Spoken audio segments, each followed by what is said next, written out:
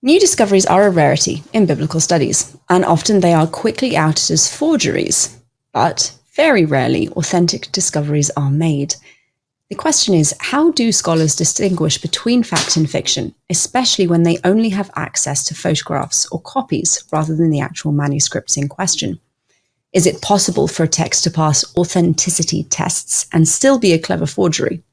Today, we're back with Dr. Morton Smith and the Secret Gospel of Mark. Stay tuned for all of that and so much more. Welcome to Misquoting Jesus with Bart Ehrman, the only show where a six-time New York Times best-selling author and world-renowned Bible scholar uncovers the many fascinating, little-known facts about the New Testament, the historical Jesus, and the rise of Christianity. I'm your host, Megan Lewis. Let's begin.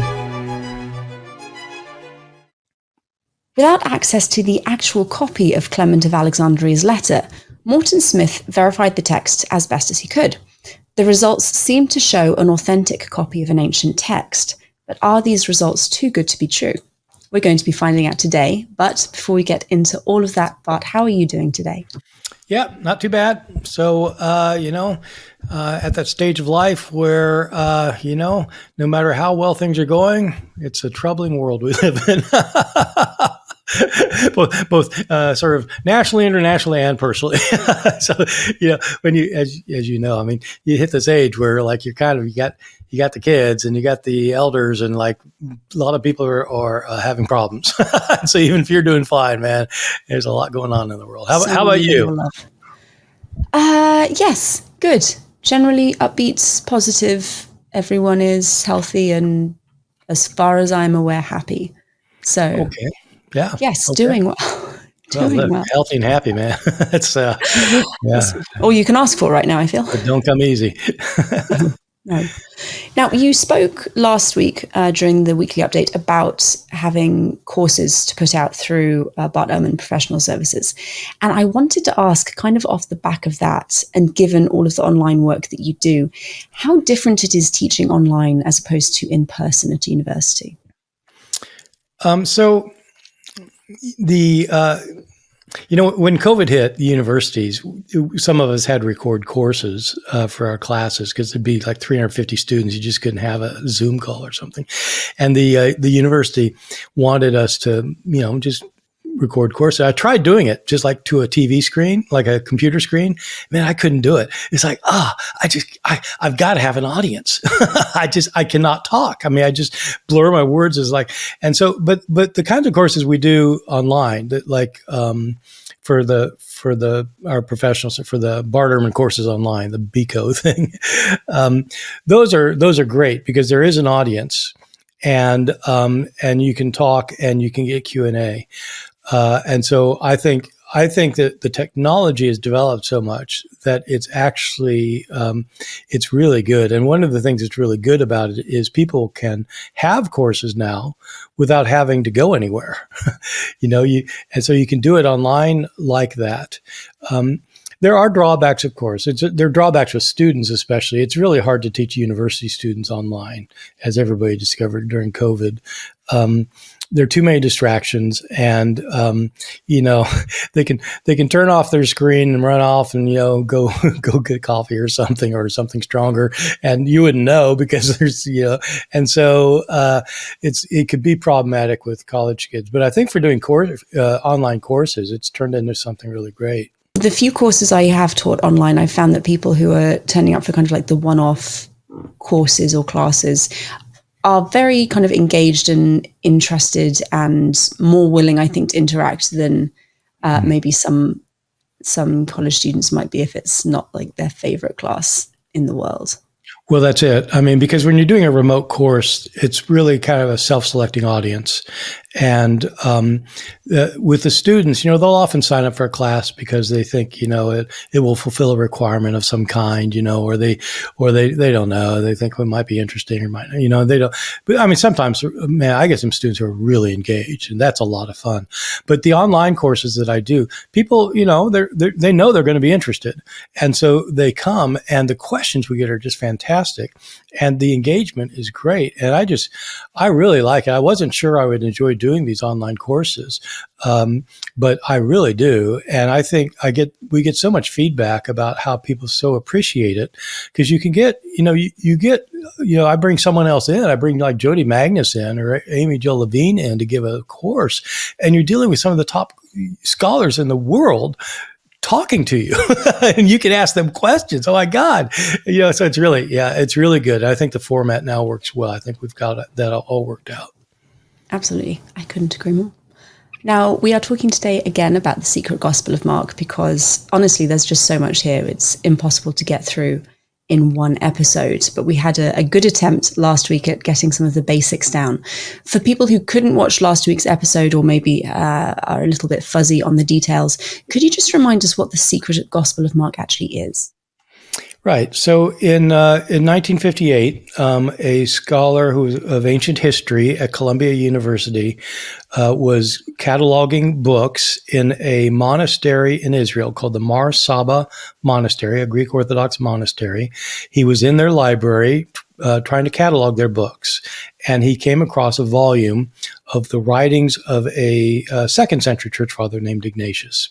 At the back of this book, there were blank pages, as often happens in especially in older books. You have blank pages at the back, and somebody had written in there a letter from a different church father, Clement of Alexandria, who lived around 200, the Common Era. A letter from Clement of Alexandria to somebody named Theodore, where Clement indicated that Mark, the author of the Gospel of Mark, not only wrote the Mark that people are familiar with, but wrote a second edition that was a spiritual gospel, an expanded edition. And Clement indicates that this happened, and that there was a group of heretics called the Carpocratians who had taken Mark's expanded version and expanded it further to support their own theology and their own liturgical practices, which for Clement were heretical. And they actually added things that were a little bit on the licentious side. And he was trying to explain to Theodore that, in fact, Mark did do the spiritual gospel, and then he quotes a couple passages in it. And he says, but the Carpocratians have messed it up. So this is a letter written in an 18th century style of Greek handwriting about a 3rd century church father quoting a 1st century text of the Gospel of Mark that, even when you don't look at the Carpocratian editions, seems like it might have homoerotic overtones, according to Morton Smith. And so he wrote 2 books about it 15 years later. We have the books, and we're talking about, what was in this gospel. Why is it problematic? Why is it interesting? Which is very, very interesting. It's what we did last time. And now, the question is, is it authentic or not? Now, could you just remind us briefly how Morton Smith actually came across this manuscript? Because this isn't something that happens really very regularly at all. Yeah, well, people often ask me, how do you find manuscripts? Well, you don't just take a shovel and start digging in Egypt someplace. I mean, you just they aren't easy to find, especially, but so manuscripts sometimes are discovered accidentally by, people in Egypt. Something will turn up someplace. But for a long time, the only places to find manuscripts, handwritten copies of ancient texts, was in libraries and in museums and monasteries and such. So this monastery had this library, and he was employing himself during a sabbatical to make a catalog of all the books, because he thought there might be some interesting old books in there, and there were, including this one that just happened to be an edition of the Letters of Ignatius that had this handwritten copy of this letter of Clement in it. Now, how did Morton Smith go about trying to determine the authenticity of the copy of this letter? It's the first question. When you come across something that nobody's ever heard of before, and it's, it's in a manuscript of some kind, or it's or something, you have to figure out, well, when was it written? Does it really go back to the person claiming to write it? And you have to figure out, is it authentic or not? What does it date from? So when Smith came across this letter, he was very busy trying to catalog all these books in the library. He had a limited amount of time. He was on a sabbatical from his university. And so he knew he wasn't going to have time to study this thing, but he knew it was special because it claimed to be written by Clement of Alexandria, and we didn't have any letters by him. And so he knew this is going to be special, whatever it is. So he took 3 sets of photographs of these pages. There are three. It's written on 3 pages at the back of this book. He took 3 sets of photographs, and when he left the monastery after some months, he had the film developed, and then he could read it, and he realized what it was. And his first thought was, I've got to authenticate this thing, because if this is a forgery, then, it's not of much use to anybody. But it's a complicated process. And so he had to go through a number of steps in order to figure out, he wanted to figure out, was there really another edition of Mark's gospel? So what did those steps entail?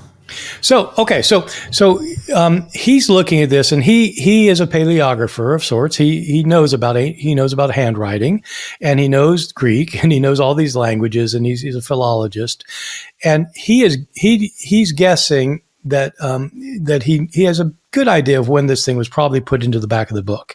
So the book itself did not have a title page or a cover on it, so he had to figure out what it was. It was an edition that was produced in 1646 by a printer in Amsterdam named Isaac Voss, who had done this edition of Ignatius's letter. So that was in 1646. So if somebody wrote something in the back, it'd have to be after that. After 1646. And so he thought that probably it came from the 18th century. So his first step was he needs to have people look at this manuscript, look at the handwriting. He has to figure out, is this right? Is it 18th century Greek handwriting or not? So he sent the photographs to a bunch of scholars of Greek handwriting. It changes over the years, over the centuries. And some people thought it might be, most people thought it looks like 18th century handwriting. Could be late 17th century, could be early 19th century, but it basically looks like 18th century. He said, okay, good. Okay, then he had to figure out, could this really be a letter of Clement that some scribe at the monastery put into this book? Did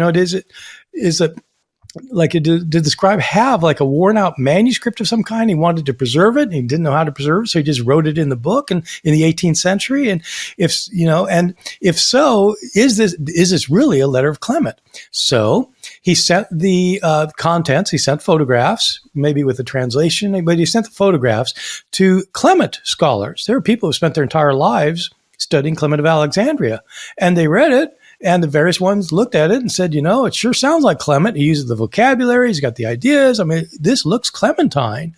Looks like the sort of thing Clement would have written. Okay. Then he wanted to know, okay, if Clement really is writing this in the 3rd century, copied in the 18th century, is when he quotes the secret gospel of Mark, is this actually the style of writing that Mark uses when Mark wrote his gospel? So he sent it to Mark scholars, the gospel scholars, and they looked at it and they said, this is very much like Mark in style. This sounds like the Gospel of Mark, only its verse is not found in the Gospel of Mark. And so then he said, bang, zoom. Got it. It's an 18th century hand of a 3rd century letter that is quoting some form of the Gospel of Mark. It all sounds pretty convincing and relatively thorough. We're going to take a brief break, and then we'll be back to talk about some of the doubts about the letter's authenticity and some more questions that people have about it. Jesus and Paul are the 2 most important figures in the history of Christianity. But did they even agree with one another? Join acclaimed scholar Bart Ehrman in his online course, Paul and Jesus, The Great Divide, where you'll dive deep into the complex relationship between Paul and Jesus, explore their differing views on crucial issues, and uncover the profound impact of their teachings on the early Christian faith. In this 8-lesson course, you'll gain valuable insights into the historical context of Jesus and Paul's beliefs, their views on salvation, and their understanding of the Jewish law. Don't miss out on this unique opportunity to enrich your understanding of these influential figures. Visit bartehrman.com/Paul to learn more or sign up today. And remember to use discount code MJPodcast for a special offer. Once again, that's bartehrman.com/Paul with a discount code MJPodcast. Now, Morton Smith clearly did a lot of due diligence in trying to establish the authenticity of this letter. What were some of the original doubts about whether it was authentic or not? So when he when he published his books 15 years later, he spent 15 years, he was doing some other things, but he spent 15 years working on this project, making sure he had it authenticated and then analyzing it. And he has this popular book I mentioned last time, The Secret Gospel of Mark, that is really worth reading because it reads like a detective story. It's very interesting. And then he also has this very detailed philological analysis of everything, where he'll do things like he'll say, okay, you have these words in this letter, and these are the words that occur in Clement's other writings. And he could show that these words are words common to Clement. Even unusual words, like words that Clement uses that are not usual words in Greek, show up in this letter. And the way he can do that now, so he's doing this. He's writing this in the 60s and early 70s, I guess, mainly in the 60s. In the 1930s, there was a German scholar who had published a kind of a concordance to Clement, where he listed all the words in Clement, like every word that Clement uses and every place you can find it in Clement's writings. And so what Smith could do is he could take this letter and he'd look at this word and see, okay, according to this thing, how often does it show up in Clement? And like an unusual word, oh yeah, Clement uses that word twice, that kind of thing. And so he could do all that. So he did all of that, and he analyzed this thing at great length, but before he tried to publish it. And he publishes it. But there were doubts right off the bat. And some people were suspicious because they were suspicious of the contents. The contents seemed a little bit quirky, especially because of the homoerotic overtones that Smith emphasized to a bit. It doesn't sound quite right to them, some people. Other people pointed out that to a very, very important issue that came up almost right away, a couple of scholars started pointing out that if you're going to establish that a writing is authentic, in this case, that this is really an 18th century scribe putting this in, you've got to look at the manuscript.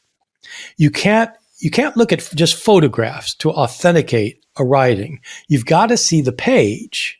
Because if you see the page and you use a magnifying glass, you can see how the ink is sinking into the pages. You can see how the impression of the pen is working. You can see how often the scribe is picking up his pen. You can analyze things that can tell you whether it's somebody who's really a proficient writer at the time, and you can analyze the ink. Is this 18th century ink? Because people said the only way to do that, as everybody knows who works with forgery, is to look at the manuscript.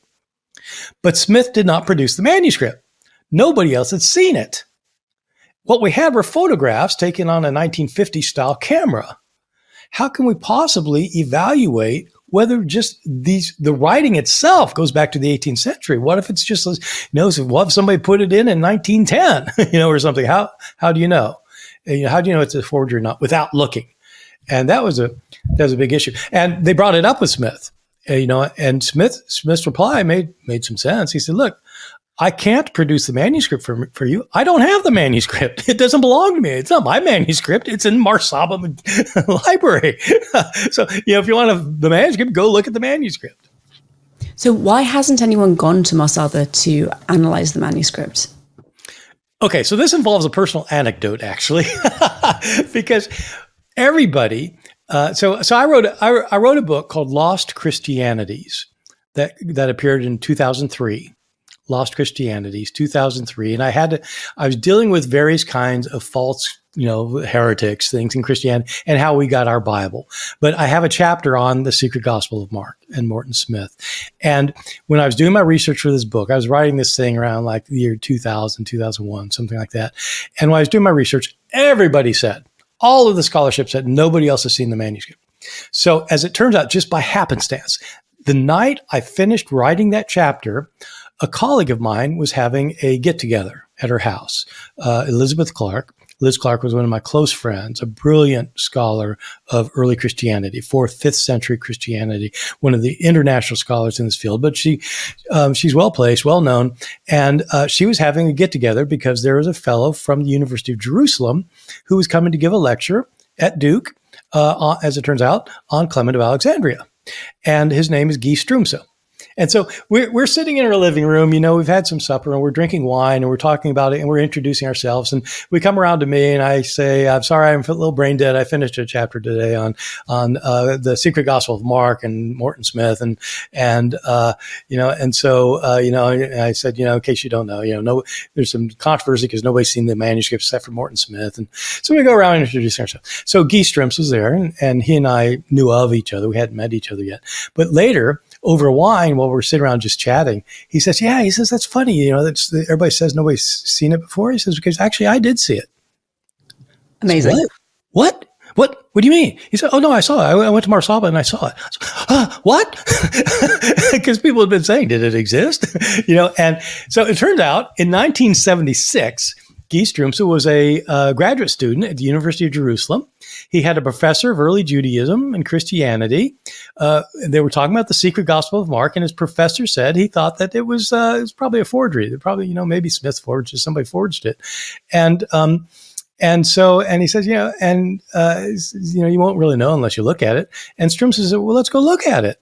And so they knew another student, graduate student, who was a Greek Orthodox monk who was in the program. And he said, yeah, I can get you into Marsaba.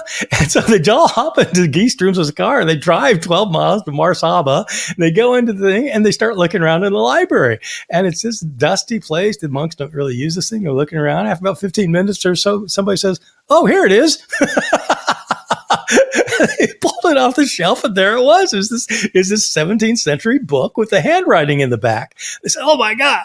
And so they got permission, and they took it. They wanted to test it. They wanted to test the ink, so they took it back to Jerusalem.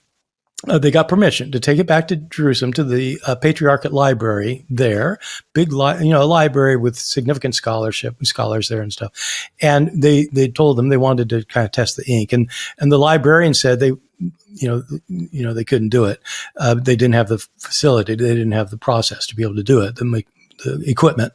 And so they asked around. It turned out the only people in Jerusalem who could do this were the Israeli police department, the Israeli police. And there was no way the Greek Orthodox priests were going to give their valuable book over to the Israeli police to examine. And so they said, no, we can't do that. So that was it. Well, so they saw it. They left it there at that library, and nobody has seen it since.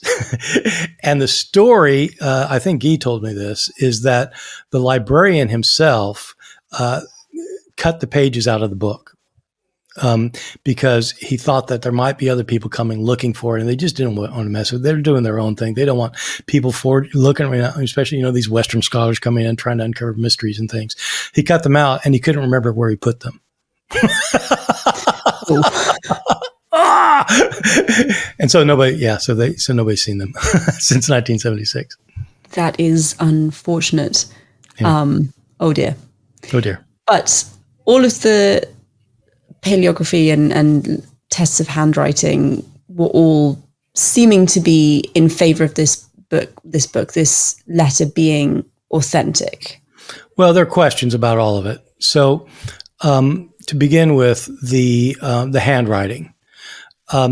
If it's a modern forger, it's very hard for forgers to imitate somebody's personal handwriting.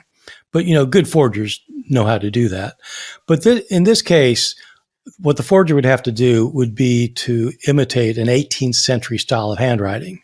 In other words, a style of handwriting that thousands and thousands of people used. And so it didn't have to be anybody's particular handwriting. It just had to be the form of letters that Greek people were making in the 18th century. And so really good paleographers could do that if they had any skill at writing. They could do that. So it wasn't that compelling that it looks like an 18th century hand to many people. And they continued to say, well, you'd have to look at the manuscript to know about the hand. But people could come up with that. So then they said, well, he says that it's in his book. He gives these long explanations about how this is just like Clement. And so there are all sorts of studies done on that, whether that's true or not.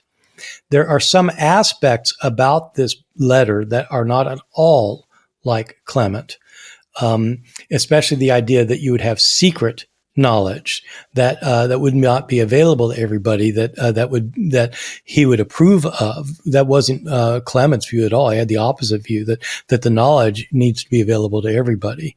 But the other thing is, when I mentioned that he could show that these words appeared frequently in Clement, and even the unusual words appear in Clement, one scholar very carefully and thoroughly documented that, in fact, this letter has more features of Clement in it than any writing of Clement, any comparable length of writing in Clement. So it's hard for me to explain this to people, but it's like this. I think maybe when I was writing this book in 2000, people were still saying the word awesome a lot. Okay. So like you had a friend, they say awesome a lot. Oh, that's so awesome. Yeah, that's awesome. And then it becomes a characteristic of them. And so when you're trying to imitate them to someone else, you use the word awesome a lot, and they say, oh yeah, you're making fun of Joey. Yeah. Oh, it's so awesome. So, and so, but if you actually do a statistical analysis, it might be that like Joey says the word awesome once every 500 words, which is still pretty often. But you'd imitate him, say it every 100 words. You're more like Joey than Joey is.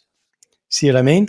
And this letter Clement looks like more like Clement than Clement ever was, including like there'll be a word that occurs once in Clement and it'll happen to show up in this short letter, and like a bunch of these. So how'd that happen? Well, whoever forged this would have had the same access to this concordance of Clement that Morton Smith had to analyze it. All you have to do is look up some rare words in Clement and make sure you use them. Look up his most common words and use them. And so this person argued, that doesn't work either. So there are things like that were still being called into question.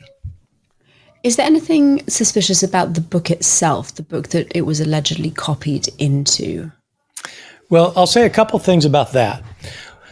One is, Morton Smith was precisely right when he said that he didn't own the manuscript. He didn't own the book, and so he couldn't loan it to somebody to check out. That is in the Marsaba Library if anybody wanted to look. So that's absolutely right. One thing about the book itself is that Morton Smith was an expert on forgery. And he knew, as everyone else knows, that to validate a handwriting, you have to look at the manuscript that it's written. You have to look at it. What's puzzled me, and I don't think scholars have given this enough thought, other scholars. What's really puzzled me is Smith knew that to validate this, he couldn't do it on the basis of the photographs. He had to look at the book. And what puzzles me is he spent 15 years of diligent labor studying the photographs without ever going back to look at the book. Why would he do that? I mean, if he's wondering if it's a forgery, he knows he has to look at the book and he knows where the book is. So I tell you, I don't get that.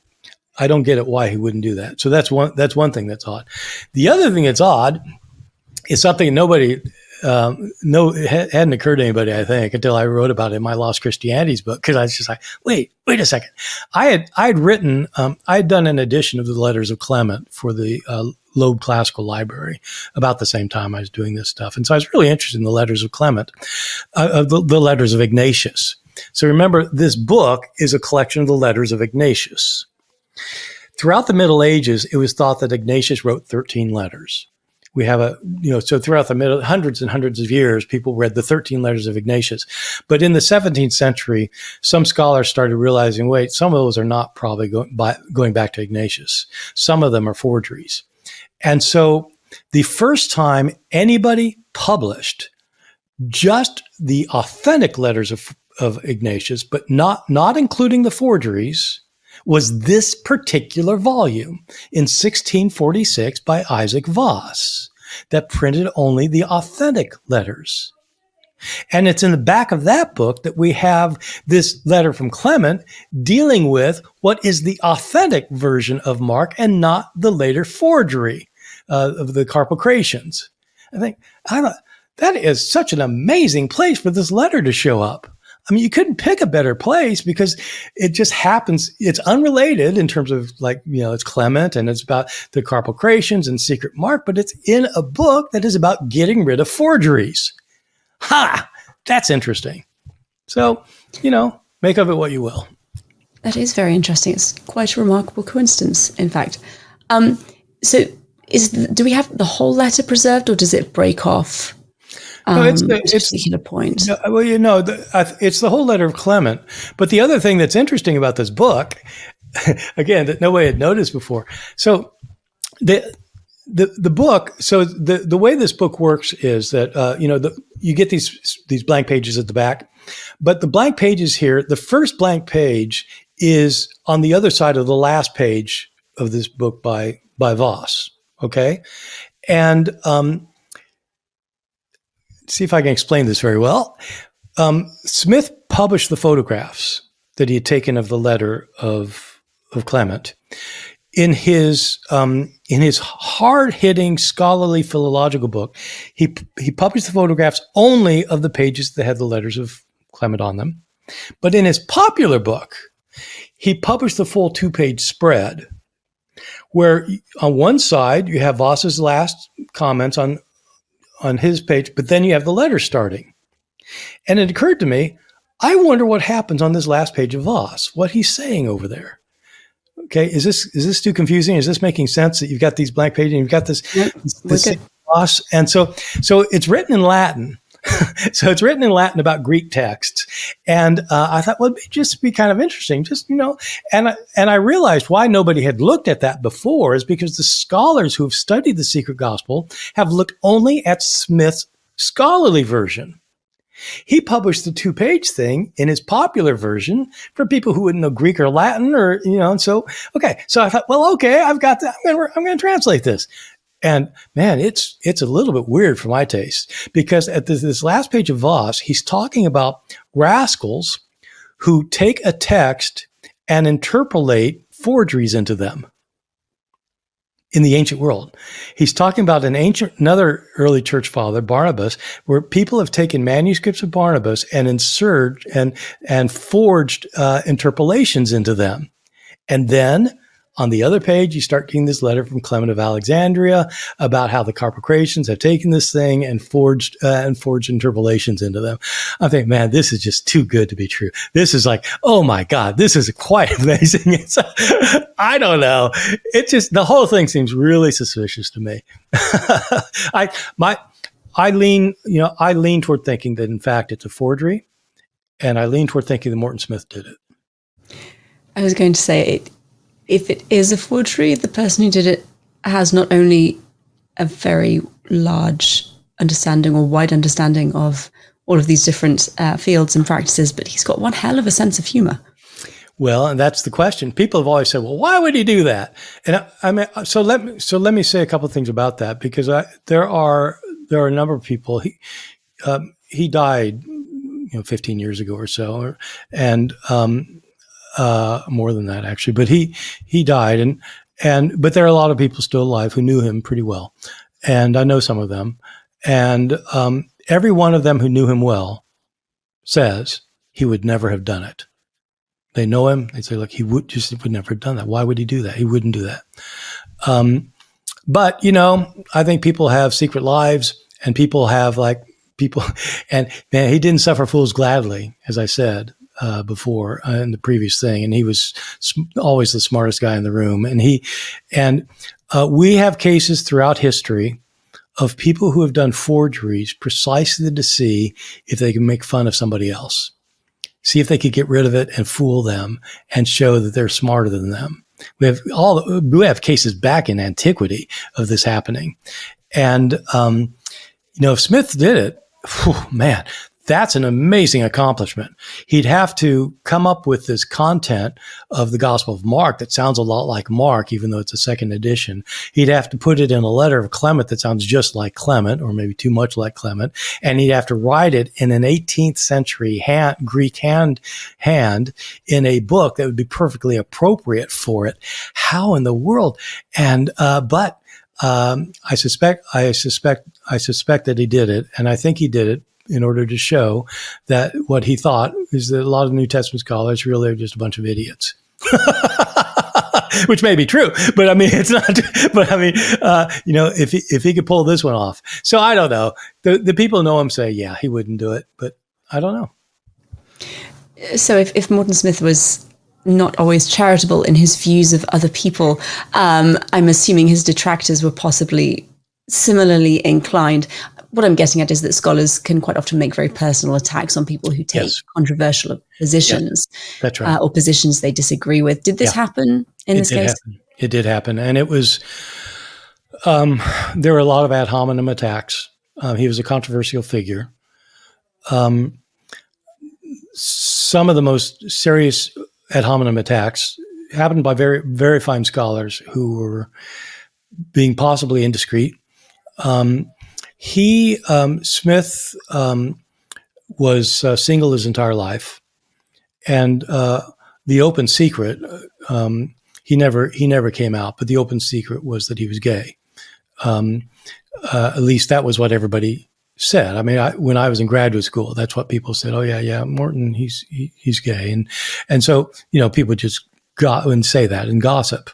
So there were scholars in print who said that this is a kind of a homosexual joke, and that because as I said in our last episode, he tries to argue that this is actually an event from the life of the historical Jesus, and that Jesus actually did baptize men in the nude and then had sex with them. And so that they'd have not just spiritual union to enter the mysteries of the kingdom, but also have physical union with him. And so people thought that this is just this was kind of his way of getting back at, the culture, the society, the field. That's what was going on. So yes, that did happen. Is there a scholarly consensus on whether or not this letter is forged? Well, there's not a complete consensus.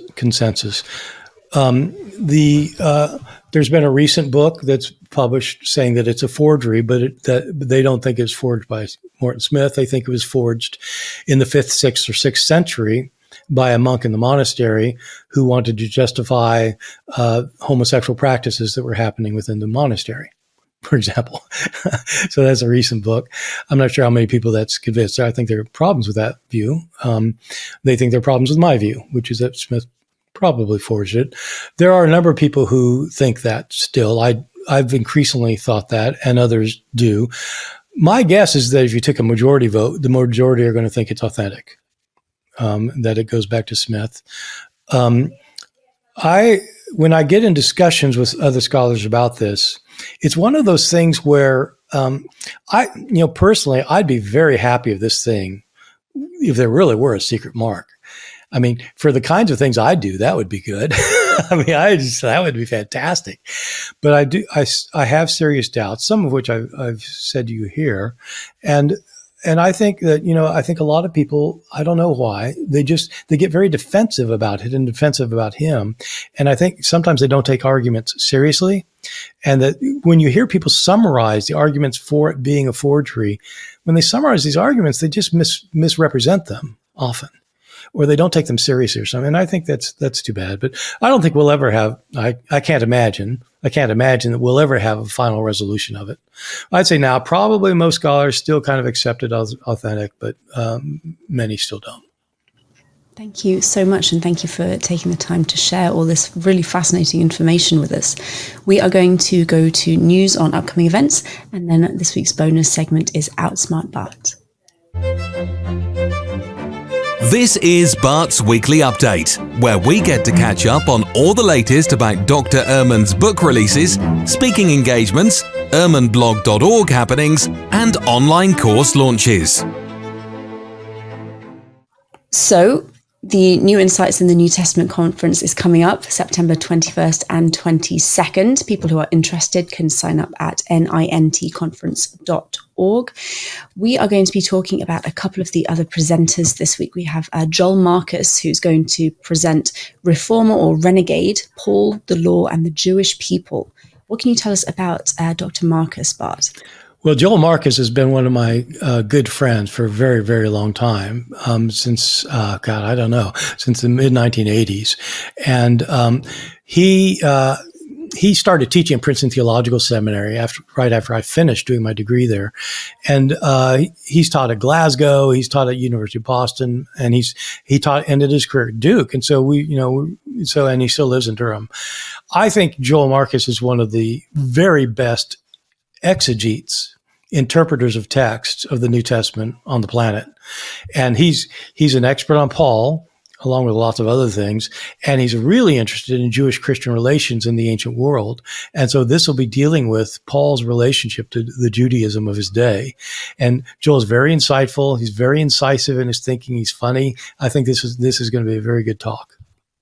It sounds fascinating. And the shows that we've done on Paul and looking at his relationship with the Jewish people have been really interesting. So I'm particularly looking forward to being able to hear a bit more about that. And the other person we're going to talk about is Jason Staples, who's presenting Not by Faith Alone, Paul's Gospel Wasn't What You Probably Think, which is a very intriguing title.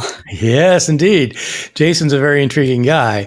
Jason was my graduate student at Chapel Hill some years ago.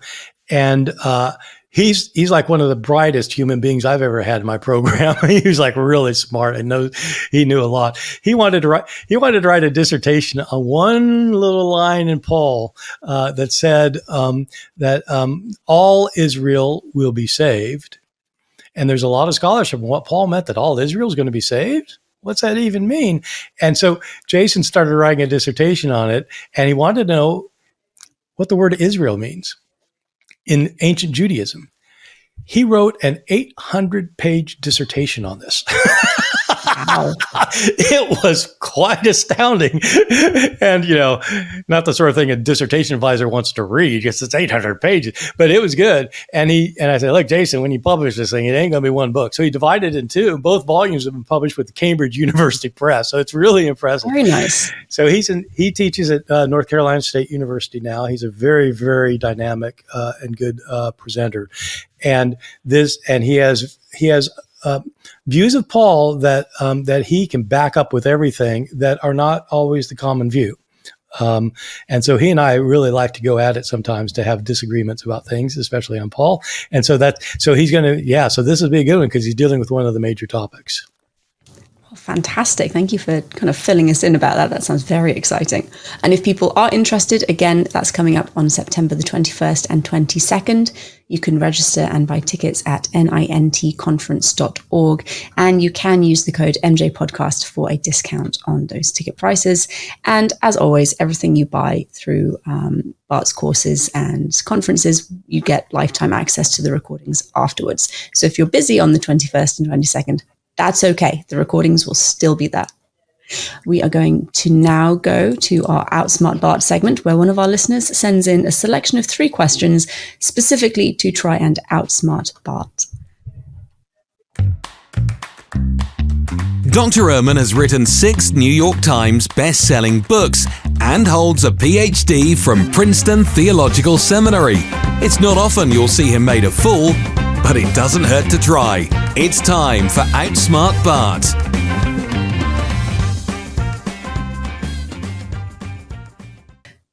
Okay, Bart, are you ready? Don't know. Maybe. A solid maybe. Question 1. What saying of Jesus comes right after the story of the woman caught in adultery? After it? Well, he starts talking about you are the light of the world. Maybe I am the light of the world. I am the light of the world. I'm the light of the world. Yeah. It's tricky. I thought maybe she meant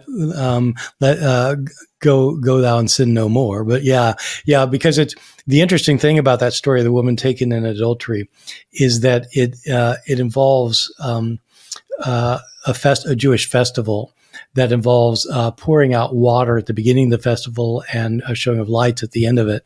And it interrupts the flow. So the bit right before this, you have a first part of the kind of pouring out of water, and the second part, you got the lights, and he's using both of these to talk about himself. And so the light of the world picks up on that. And so that's, it's one of the things that shows that story wasn't originally there because it interrupts the context. It interrupts. Interesting. Thank you.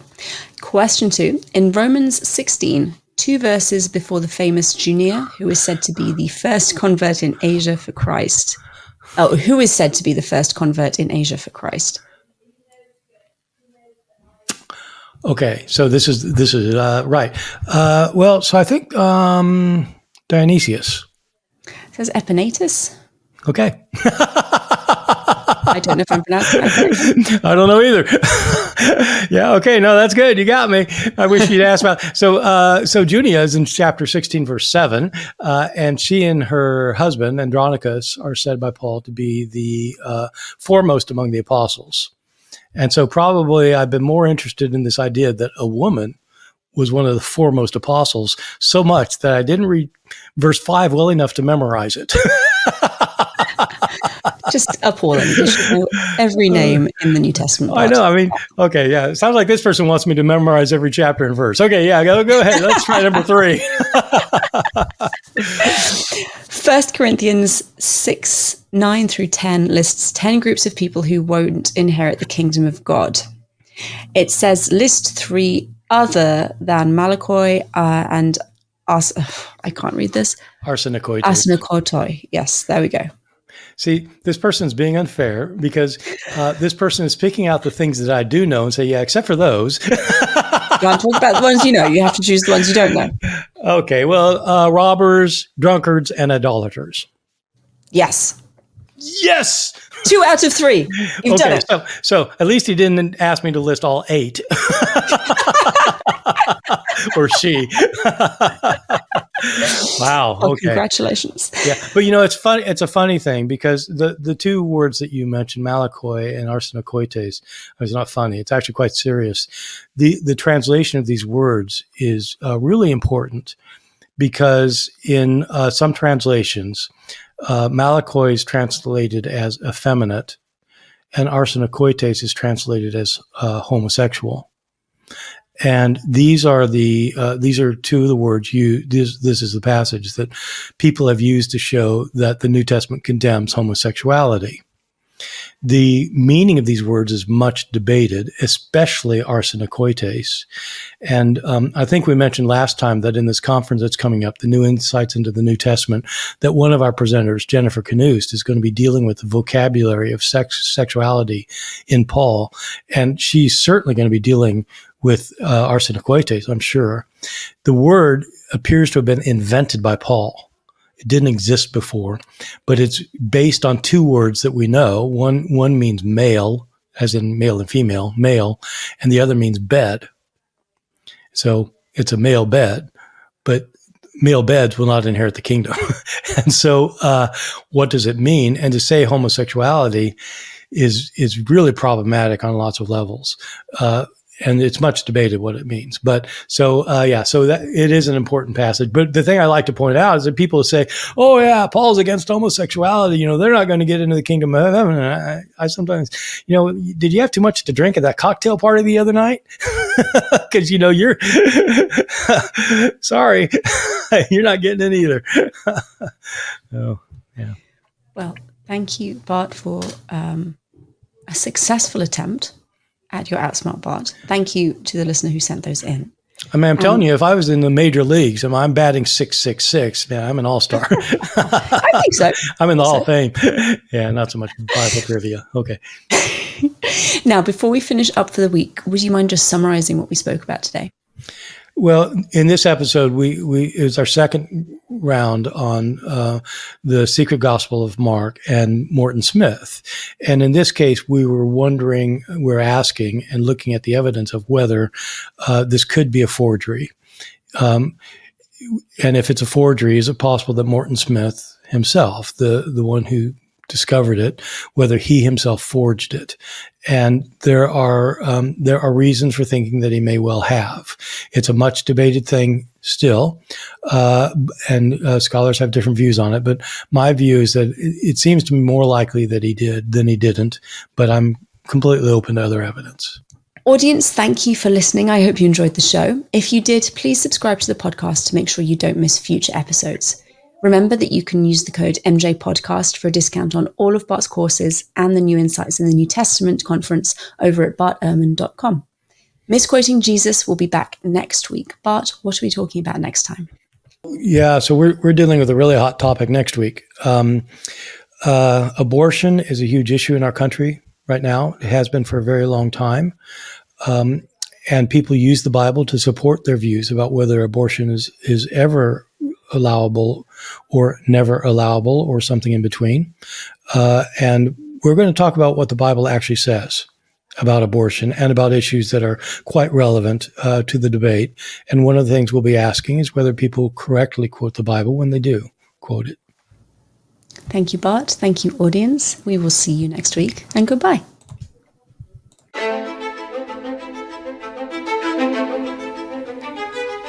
This has been an episode of Misquoting Jesus with Bart Ehrman. We'll be back with a new episode next Tuesday, so please be sure to subscribe to our show for free on your favourite podcast listening app or on Bart Ehrman's YouTube channel so you don't miss out. From Bart Ehrman and myself, Megan Lewis, thank you for joining us.